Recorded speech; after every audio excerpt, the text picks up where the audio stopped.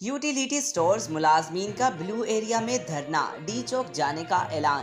Utility stores کی بندش کے خلاف ملازمین نے بلو ایریا ہیڈ آفس اسلام آباد کے باہر دھرنا دے دیا۔ دھرنے میں ملازمین کی بڑی تعداد شریک ہے۔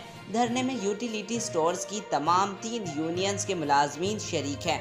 یوٹیلیٹی سٹورز ملازمین نے آج ہی ڈی چوک کی طرف بڑھنے کا اعلان کر دیا ہے۔ ملازمین نے مطالبہ کیا کہ یوٹیلیٹی سٹورز کی نجکاری کا فیصلہ واپس لیا جائے۔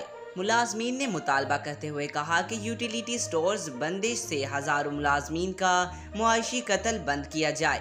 یوٹیلیٹی سٹور حکومت پر بوجھ نہیں ہے، منافع بخش ادارہ ہے۔ ملازمین نے کہا کہ یوٹیلیٹی سٹورز ہر سال حکومت کو 2 ارب روپے ریونیو دیتا ہے۔ دوسری جانب ریڈ زون کی سیکیورٹی سخت کر دی گئی ہے۔ آج تک کے لیے اتنا ہی۔ مزید ایسی معلوماتی ویڈیو دیکھنے کے لیے ہمارے چینل کو سبسکرائب کریں۔